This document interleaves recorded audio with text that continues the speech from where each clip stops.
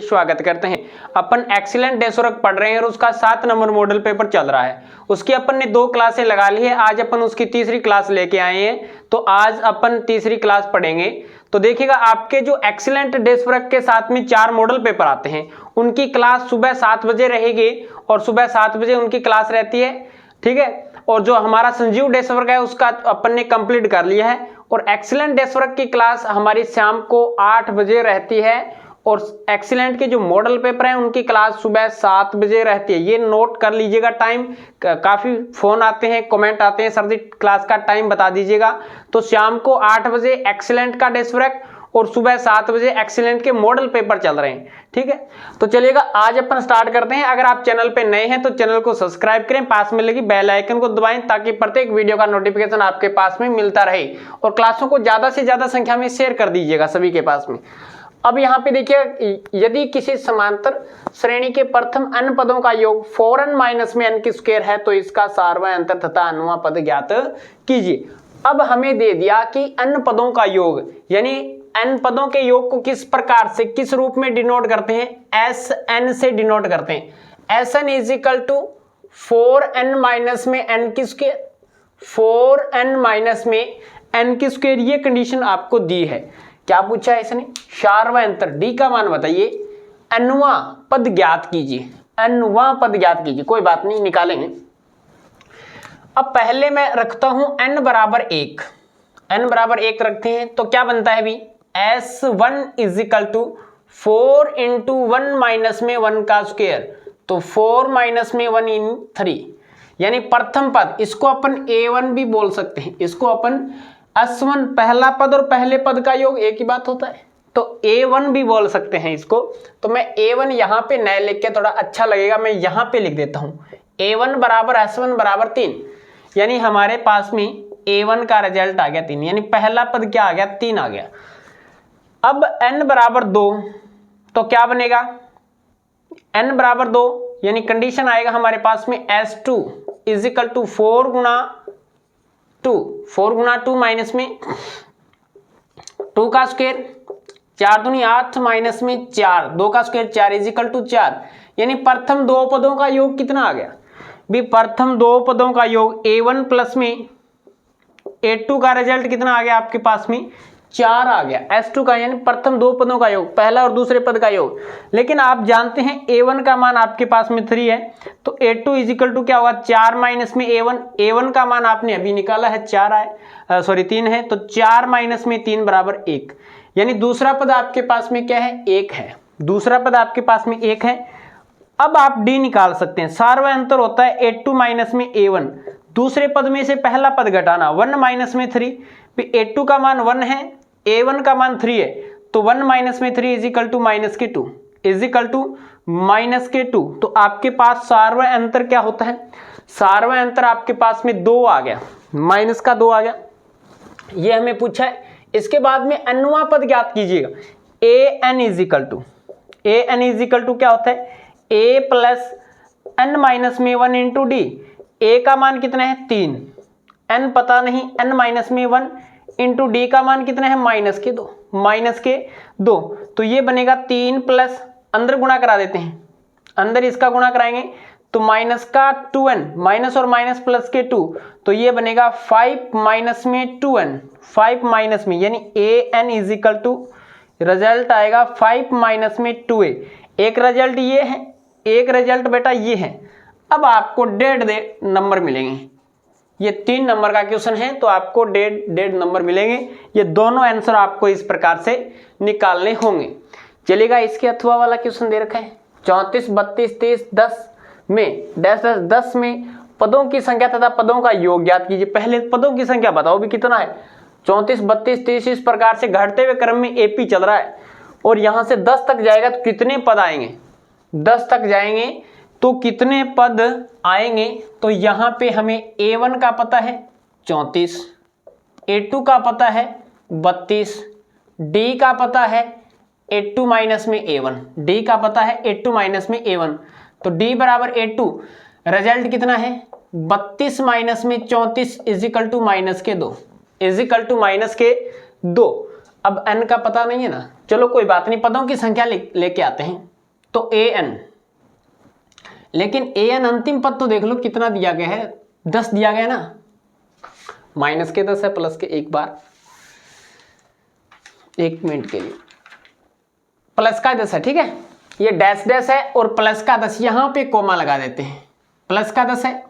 तो an अनुवा पद क्या है, अनुवा पद आपके पास में 10 है, तो फॉर्मूला लगाता हूं मैं, an is equal to a plus n minus में 1 इंटू डी। an अनुवा पद है 10 बराबर a का मान कितना है 34 प्लस n माइनस में 1 इंटू डी का मान कितना है अभी माइनस के 2। कोई बात नहीं, अंदर मल्टीप्लाई करा दे, 10 बराबर 34, अंदर गुणा करा दे, माइनस के 2n, माइनस और माइनस प्लस के 2, माइनस और माइनस प्लस के 2। अब ये देखिएगा 34 प्लस 2 कितना हो जाता है 36, और 36 को इस साइड में लेके आओ उठा के, 10 माइनस में 36, 34 और 2 कितने 36 हो जाते हैं। 36 को उठा के बराबर से दूसरी साइड लेके आएंगे, आपको पता है अगर अपन बराबर से दूसरी साइड लेके आएंगे तो ये बन जाएगा हमारे पास में माइनस का, इजिकल टू माइनस के 2n। अब यहां से देखिएगा माइनस के 36 प्लस के 10 माइनस के 26, माइनस के 26 बराबर माइनस के 2n, माइनस से माइनस कट जाएगा, n का मान आएगा 26 बटा 2 यानी 13, n का मान कितना आ गया 13, यानी पदों की संख्या कितनी आ गई 13। अब पदों का योग ज्ञात कर लो, अरे अब पदों का योग ज्ञात कर लो, तो Sn इजिकल टू n बटे 2, ये है 2a प्लस n माइनस में 1 इंटू डी।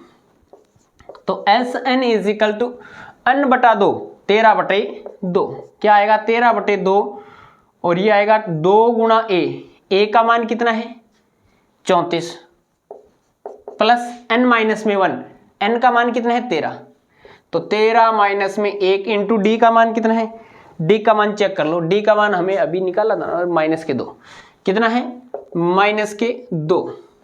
अब देखिएगा s 13, यहाँ पे s n का मान 13 है ना, तो s 13 इजिकल टू 13 बटे 2, 34 दूनी 68, 34 दूनी 68 प्लस 12, 13 माइनस में 1 12, और 12 का गुणा माइनस 2 के साथ में माइनस के 24, 12 दूनी माइनस के 24, तो रिजल्ट आएगा 13 बटे 2, 34 में से 24 जाएंगे तो 4, और सॉरी 68 में से 24 जाएंगे तो 4 बचेंगे, यहाँ पे 6 में से 2 जाएंगे तो 4, 44, 2 से काट दो, 22 दूनी 44, तो गुणा आएगा 22, यहाँ पे क्या आएगा अभी 22 आएगा क्या, ठीक है, यहाँ पे 22 का गुणा 3 के साथ में, 22 दूनी 44, 22 या 66, 6, 22 से कम 22, 22 और 6 28, 22 और 6 28 यानी 286 S13 का मान आएगा हमारे पास में।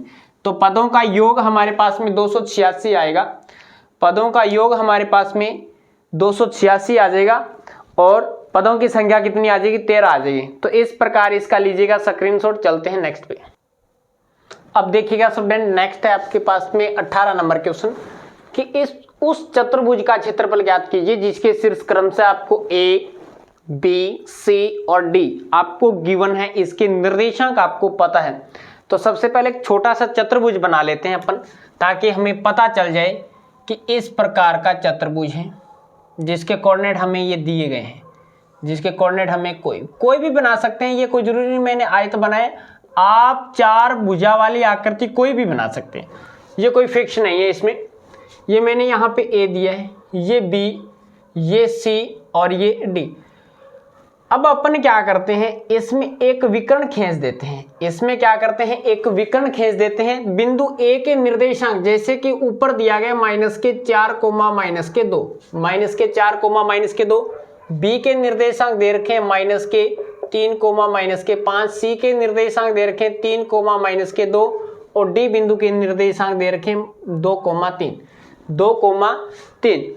अब मैं यहाँ पे इस चतुर्भुज ABCD का क्षेत्रफल निकालने के लिए अगर आपको ये बोलूं कि चतुर्भुज ABCD का क्षेत्रफल बराबर है त्रिभुज ABC का क्षेत्रफल प्लस में त्रिभुज CDA का क्षेत्रफल, अगर इन दोनों का अगर मैं आपको बताऊं योग, दो त्रिभुज का योग बताऊं, तो ये चतुर्भुज ABCD के बराबर होगा ना। तो अब यहाँ से लिखेंगे कि चतुर्भुज चतुर्भुज ए बी सी डी का क्षेत्रफल बराबर है त्रिभुज ए बी सी का क्षेत्रफल प्लस में त्रिभुज सी डी ए का क्षेत्रफल, सी डी ए का क्षेत्रफल। अब यहां से लिखेंगे त्रिभुज ए बी सी का क्षेत्रफल। त्रिभुज ए बी सी का क्षेत्रफल लिखेंगे तो 1/2, 1/2 और यहाँ पे आएगा x1 और ये रहेगा y2 माइनस में y3 प्लस में x2, y3 माइनस में y1 प्लस में x3 तो y1 माइनस में y2, y1 माइनस में y2 ये फॉर्मूला रहेगा। तो 1/2 x1 का मान कितना है -4,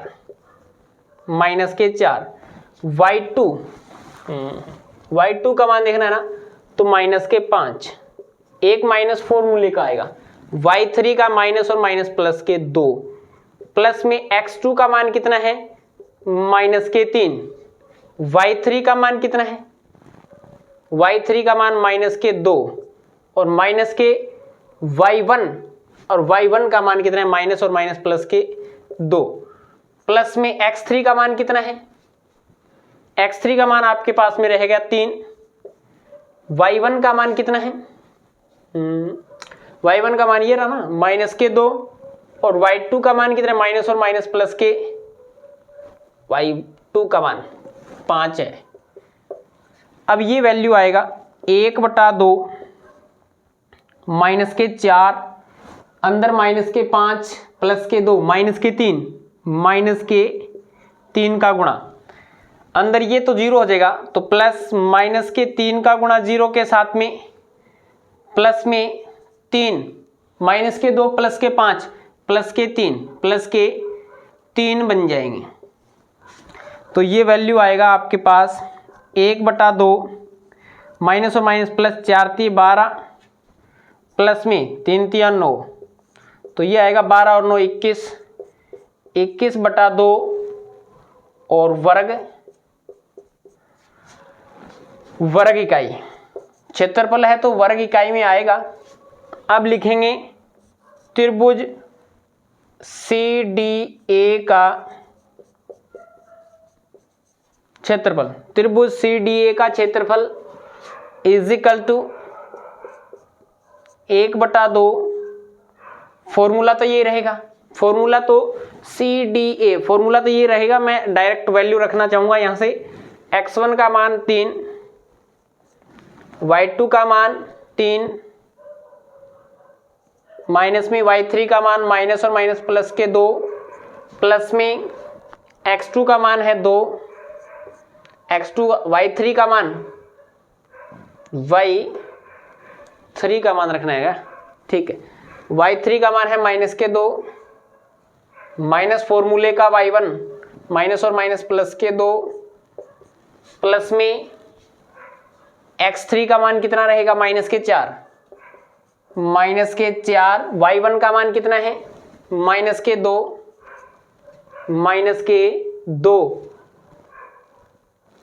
गलत कर दिया गया। y3 का मान देखना हाँ -2 y1 का मान ये -2 है, y2 का मान -3 तो ये बनेगा 1/2 3 और 2 5 5 बनेगा 5 3 15 ये तो 0 हो जाएगा और प्लस -4 और माइनस के अंदर 5 5 चौके 20 माइनस और माइनस प्लस के 20 तो ये बनेगा 20 और 15 35/2 वर्ग इकाई। अब यहां पे लिख देते हैं कि चतुर्भुज ए बी सी डी का क्षेत्रफल 21/2 प्लस 35/2 वर्ग इकाई 2 एलसीएम आ गया, जोड़ दो इसको 6, 2 3 और 2 5 रे 6, 5 28 56 आ जाएगा ना, 56/2 करेंगे पहले, वर्ग इकाई, यानी ये आ जाएगा हमारे पास में 2 2 4 8 2 16 28 वर्ग इकाई, वर्ग इकाई। तो ये आ जाएगा हमारे पास में त्रिभुज चतुर्भुज ABCD का क्षेत्रफल या वर्ग मात्रक या वर्ग इकाई आपको लगाना है। अब इसके बाद में देखिएगा, यदि बिंदु x y माइनस के 5 7 और माइनस के 4 5 सहरेखीय है तो सिद्ध कीजिए कि ये कंडीशन है। सहरेखीय का मीन्स एक ही रेखा में है तीनों, इसका मीन्स एरिया क्या है 0। रेखा का कोई एरिया नहीं होता कभी भी, अगर वो एक ही रेखा में नहीं होते हैं तो वो कोई न कोई एरिया जरूर बनाते हैं, कोई न कोई एरिया जरूर बनाते हैं। लाइन का कभी कोई एरिया नहीं होता, ओनली फॉर लाइन की लंबाई होती है, रेखा की लंबाई होती है, मोटाई होती नहीं। और जहाँ पे मोटाई हमें पता नहीं वहाँ पे अपन एरिया नहीं निकाल सकते। एरिया निकालने के लिए, किसी का क्षेत्रफल निकालने के लिए हमारे पास में 2 वैल्यूज होना जरूरी है। अगर हमें एक ही वैल्यूज पता है तो अपन उसका एरिया नहीं निकाल सकते। तो इसी प्रकार से ये एक त्रिभुज का क्षेत्रफल 0 शो करेगा, त्रिभुज का क्षेत्रफल 0 को शो करेगा।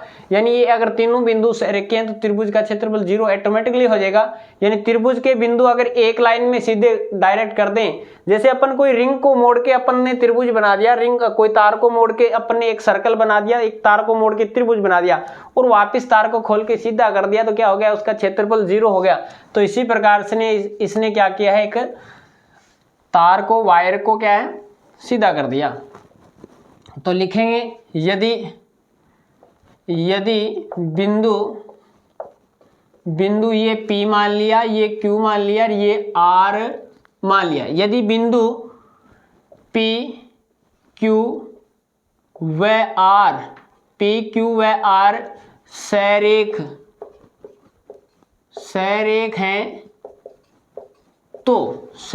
हैं तो क्षेत्रफल इसका क्या रहेगा, 0 रहेगा। क्षेत्रफल 0 रहेगा, यानी 1/2 x1 और ये है y2 माइनस में y3 प्लस में x2 और ये है y3 माइनस में y1 प्लस में x3 और ये है y1 माइनस में y2। तो यहां से देखिएगा 1/2 इसका एरिया क्या रहेगा, 0 रहेगा। इसका एरिया क्या रहेगा, 0 रहेगा। अब 1/2 को क्यों साथ में लेके जाते हैं, इसको भी 0 की तरफ लेके जाएंगे तो 0 बन जाएगा। अब इसमें वैल्यू रखते हैं, x1 का मान कितना है भी, x है, y2 का मान कितना है, 7 है, माइनस में y3 का मान है 5, x2 का मान कितना है, माइनस के 5, y2 का मान कितना है, y3 का मान है, y2 नहीं, y3 का मान कितना है 5, y1 का मान कितना है y प्लस में x3 का मान कितना है माइनस के 4, y1 का मान कितना है y और y2 का मान कितना है 7 इज इक्वल टू 0। तो ये रहेगा 7 माइनस में 5 2x प्लस माइनस के 5 का अंदर गुणा करा दो, 5 का अंदर गुणा करा दो माइनस 5 का, तो माइनस के 5 5 25, माइनस और माइनस प्लस के 5y प्लस के 5y बनेगा क्या, ठीक है। माइनस 4 का अंदर गुणा करा दो, माइनस के 4y माइनस और माइनस प्लस के 28 इज इक्वल टू 0। क्या बन गया अभी, वैल्यूज आएगा यहां से 7y2, ठीक है, y1 2x प्लस में 5y, सॉरी यहां से बचेगा हमारे पास में, प्लस का तो है 5y और माइनस का है 4y, प्लस का है 5y माइनस का है 4y, तो प्लस का y बचेगा, और 28 प्लस के माइनस के 25 है तो प्लस के कितने बनेंगे 3 इज इक्वल टू 0। अब इसने जो स्टेटमेंट दे रखा है तो सिद्ध कीजिए कि माइनस में 2x प्लस में y, माइनस का है या चेक कर लेते हैं एक बार, सिद्ध कीजिए। सॉरी माइनस, वैसे डैश लगा रखा है इसने, माइनस का नहीं है ये, ठीक है। ये आपको स्टेटमेंट लेके आना था और ये आपके पास में आ गया है शायद 2x प्लस में y प्लस में 3 इज इक्वल टू 0। इसको लिख सकते हैं आप HP, क्या लिख सकते हैं HP। अगर तीनों बिंदु सैरेख हैं तो त्रिभुज का क्षेत्रफल 0 होगा। अगर तीनों बिंदु सैरेख हैं तो त्रिभुज का क्षेत्रफल 0 हो जाएगा और इसमें वैल्यू रख दीजिए, कैलकुलेशन करते जाइएगा, कहीं ना कहीं आपको रिजल्ट इसका जरूर मिलेगा। कैलकुलेशन अच्छे से करना है, कैलकुलेशन अगर मिस आप कर देते हैं तो शायद ये आंसर नहीं निकाल पाओगे। लीजिएगा स्क्रीनशॉट, चलते हैं नेक्स्ट पे। अब देखिएगा स्टूडेंट, आपके पास में नेक्स्ट 19 नंबर क्वेश्चन है ट्रिग्नोमेट्री से। 2 साइन की पावर 6 थीटा प्लस में कॉस की पावर 6 थीटा माइनस में 3 साइन की पावर 4 थीटा प्लस में कोस की पावर 4 थीटा प्लस में 1 इज इक्वल टू 0। अब आपको LHS बराबर RHS यानी LHS को हल करने पे ये RHS यानी 0 आना चाहिए, ये हमें सिद्ध करना है। LHS साइड लेके चलते हैं, ध्यान से समझना क्वेश्चन को। LHS साइड ये दिया गया 2 साइन की पावर 6 थीटा प्लस में कोस की पावर 6 थीटा माइनस में 3 साइन की पावर 4 थीटा प्लस में कोस की पावर 4 थीटा प्लस में 1 अब अपन इसको क्या बनाएंगे, 2 तो बाहर है कोई बात नहीं, इसको अपन क्या लिख सकते हैं, साइन स्क्वायर थीटा का होल क्यूब प्लस में कोस स्क्वायर थीटा का होल क्यूब लिख सकते हैं, माइनस में 3 ये है साइन की पावर 4 थीटा प्लस में कोस की पावर 4 थीटा प्लस में 1 लिख सकते हैं। एक फॉर्मूला आपने सुना भी होगा, देखा भी होगा, पढ़ा भी होगा। क्या फॉर्मूला है सर जी ऐसा, ये है a की पावर 3 प्लस में b की पावर 3। a की पावर 3 प्लस में b की पावर 3 का फॉर्मूला है, अगर ये एक बार प्लस में है, देखो भी यहाँ पे देखना है, अगर ये वैल्यूज प्लस में है पूरा, अगर ये वैल्यूज प्लस में है तो एक बार इसको क्या करना है, प्लस का लेना है, एक बार इसको प्लस का लेना है। अब इसके बाद में आपके पास जो कंडीशन आएगी वो इस प्रकार से आएगी कि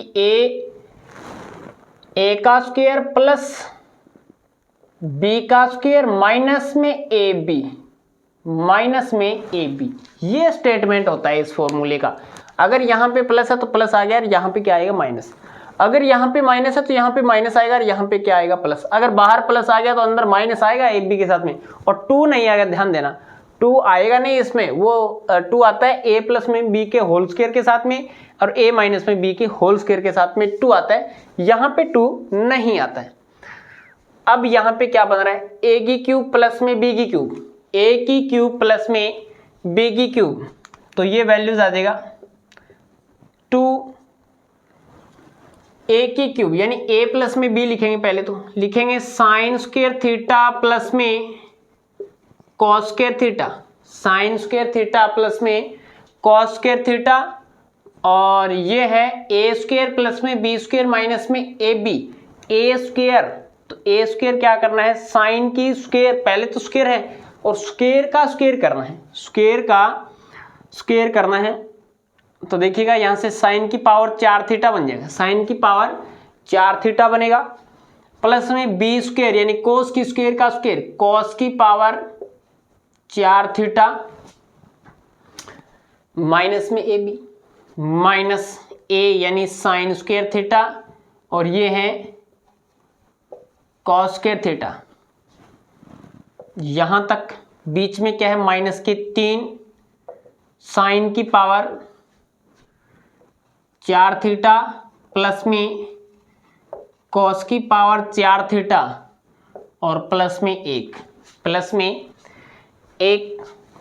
ये है 2 साइन स्क्वायर थीटा प्लस में कॉस स्क्वायर थीटा, 1 क्या है प्लस में 1, यहाँ पे ये वैल्यूज क्या है, एक बार इसको ऐसे ही लिखते हैं, साइन की पावर 4 थीटा प्लस में कोस की पावर 4 थीटा माइनस में sign square theta cos square theta minus में 3, अंदर गुणा करा देते हैं, साइन की पावर 4 थीटा माइनस में 3 कॉस की पावर 4 थीटा प्लस में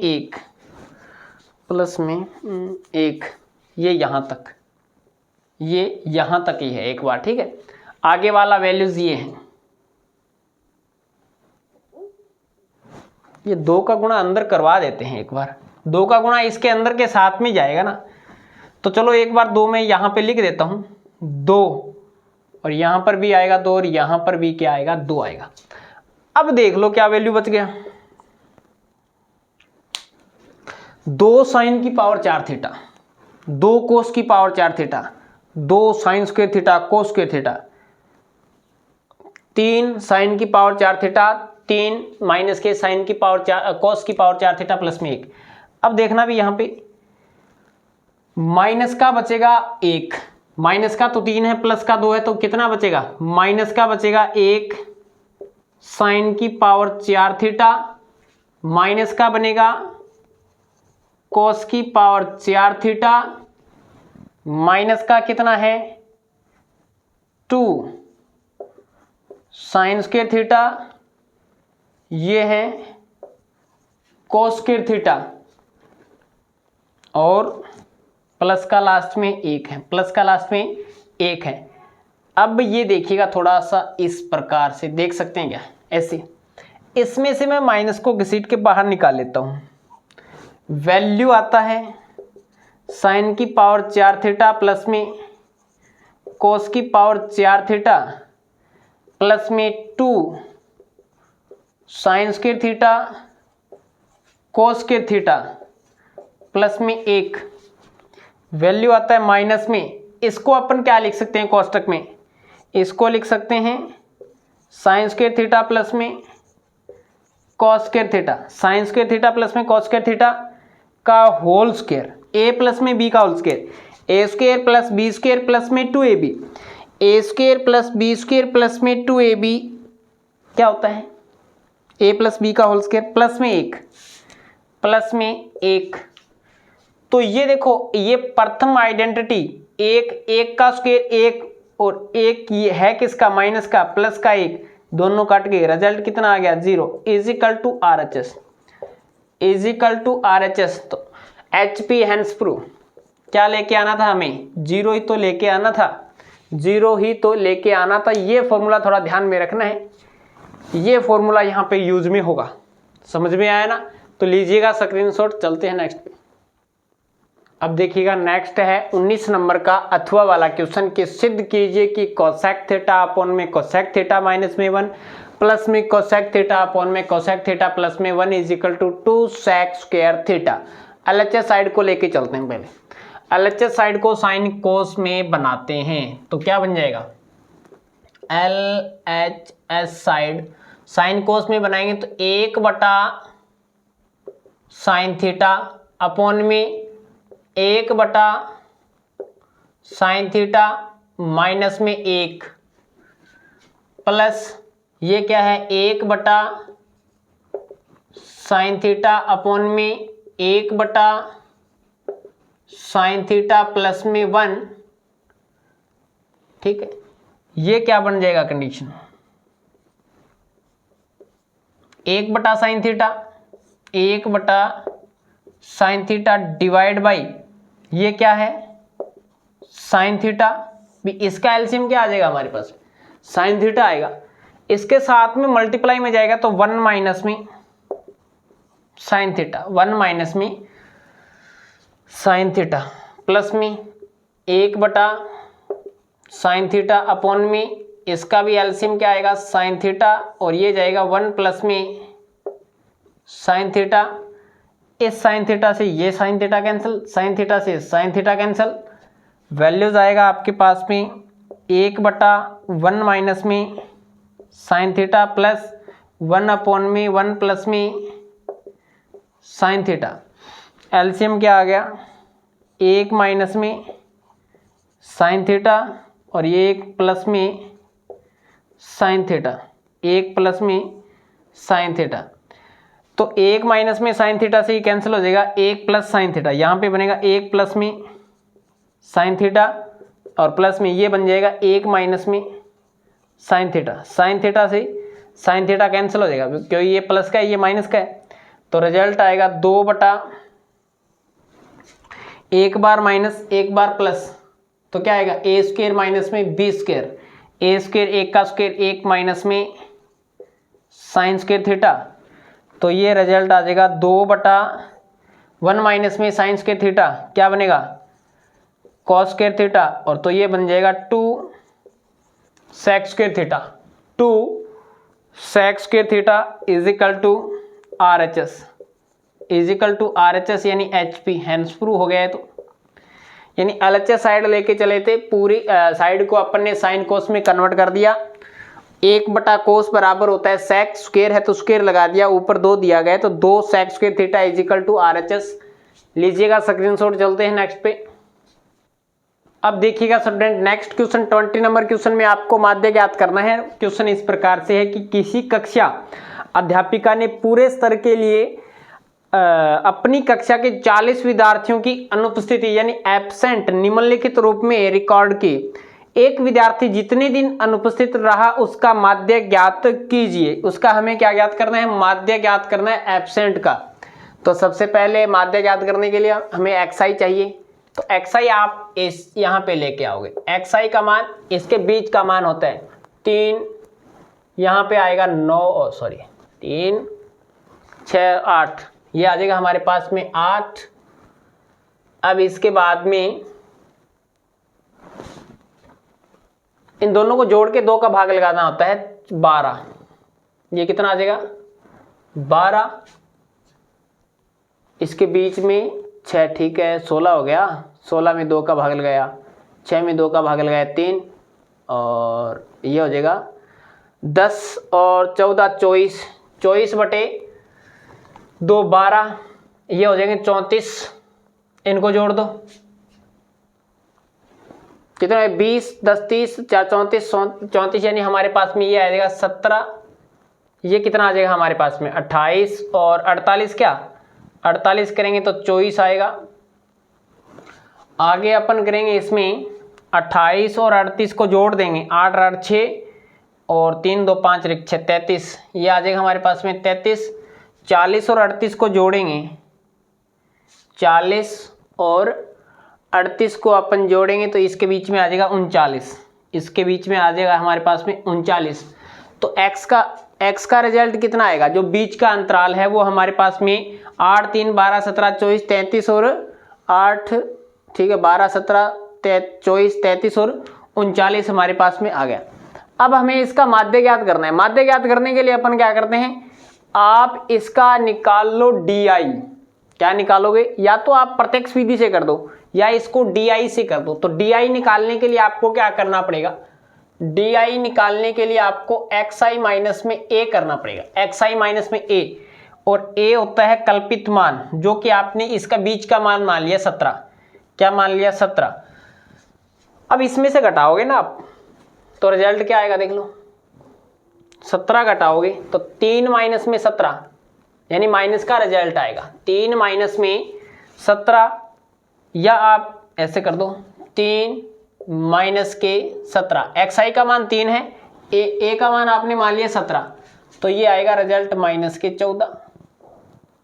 8 माइनस के 17 माइनस के 9, 12 माइनस के 17 माइनस के 5, ये आ जाएगा 0, ये आएगा 24 माइनस के 17 प्लस का आ जाएगा 7, ये आ जाएगा 33 माइनस के 17, 33 माइनस के 17, तो 33 माइनस के 17 रिजल्ट कितना आएगा, 33 में से 17 को घटाओगे तो 13 में से 7 जाएंगे तो 6, इधर बच गया 3, 2 में से 1 जाएगा तो 1, 16, और ये आ जाएगा 39 माइनस में 17, तो आएगा 2 और 1 12, 12 कैसे 2 22, 22 बचेगा हमारे पास, ठीक है।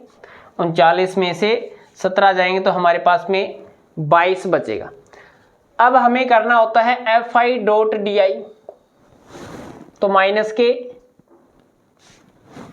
के हमारे पास में कितने हो जाएंगे, गुणा कर दो इसका, तो 11 चौके 44, 11 एकम 11, 11 एकम 11 और 4 15, माइनस के 90, ये आ जाएगा 7 5 35, ये आ जाएगा 0, 7 चौके 28, 16 3 48, 22 एकम 22, 22 और 48 को जोड़ेंगे, 50 और 20 70, 70 और 20 90, 90 और 8 98, 98 इसमें से 90 में से जाएंगे तो प्लस का 8 बचेगा, और प्लस का 8 35 में से निकाल देते हैं तो 5 तो 1 बच गया, 3 1 बचेगा तो 27, तो माइनस के 154 और माइनस का 27 को ऐड कर देते हैं, तो ये हमारे पास में वैल्यू किसका आएगा, सिग्मा fi/di का आएगा।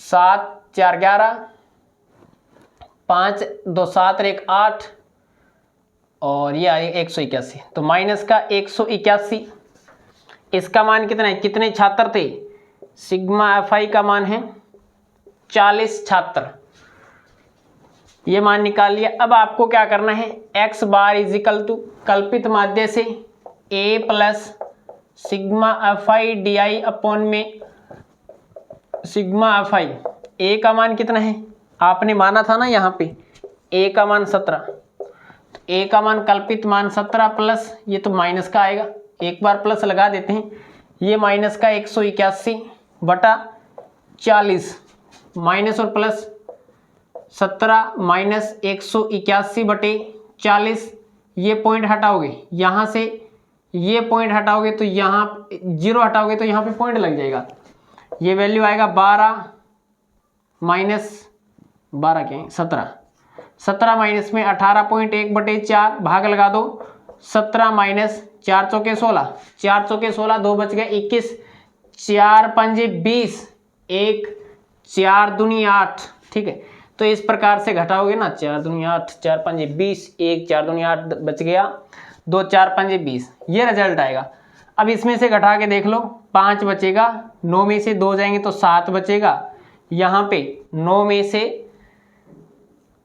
से 5 जाएंगे तो हमारे पास में 4 बचेगा, पॉइंट कितना हो जाएगा, यहाँ से 16, 16 में से 4 जाएंगे तो 12, तो 12 x बार का मान कितना आएगा, 12.475, कितना आएगा 12.475। अगर तीसरा नंबर 5 या 5 से बड़ा है तो एक में वर्दी कर देते हैं, 12.48, 12.48 आपके पास में इसका समांतर माध्य आएगा। तो लीजिएगा स्क्रीनशॉट, चलते हैं नेक्स्ट पे। अब देखिएगा स्टूडेंट, नेक्स्ट है 20 नंबर का अथवा वाला क्वेश्चन। क्वेश्चन इस प्रकार से है कि 70 पैकेटों में कॉफी का भार निम्नलिखित सारणी में दर्शाया गया है। यहाँ पे क्या है, भार ग्राम में दिया गया है, तो यहाँ पे पैकेटों की संख्या आपको फ्रीक्वेंसी fi का मान दिया गया। तो अपन को इसका बहुलक निकालना है। बहुलक निकालने के लिए बहुलक भार निर्धारित कीजिए। बहुलक निकालने के लिए सबसे ज्यादा बारंबारता देखते हैं, सबसे ज्यादा फ्रीक्वेंसी देखते हैं।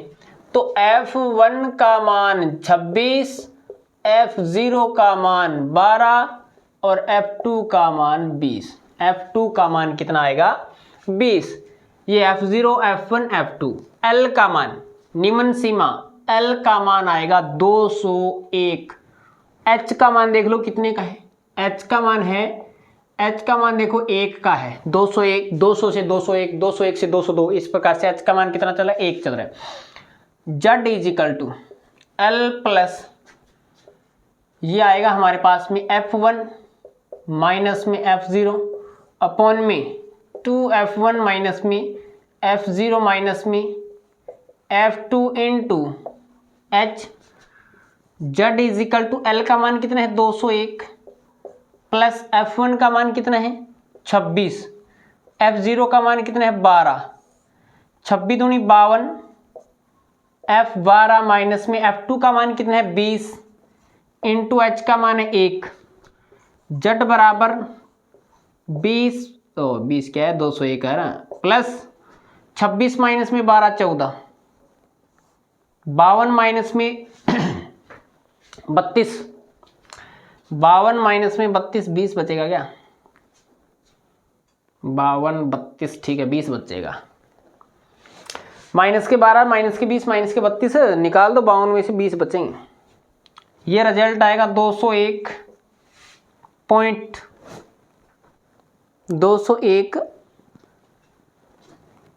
प्लस में 1.4, इसमें पहले भाग लगा देते हैं 14 में 20 का, 14 में 20 का भाग लगाते हैं तो कितना आएगा? पहले ये पॉइंट हटा देते हैं जीरो को, और यहाँ पे क्या लग जाता है? पॉइंट लग जाता है। 1.4 में 2 का भाग लगाना है, 1.4 में 2 का भाग लगाना है तो भाग जाएगा नहीं, भाग जाएगा नहीं, तो 201 प्लस पहले पॉइंट लगेगा, पॉइंट लगेगा तो 14, 7 दूनी 14, कितना आएगा?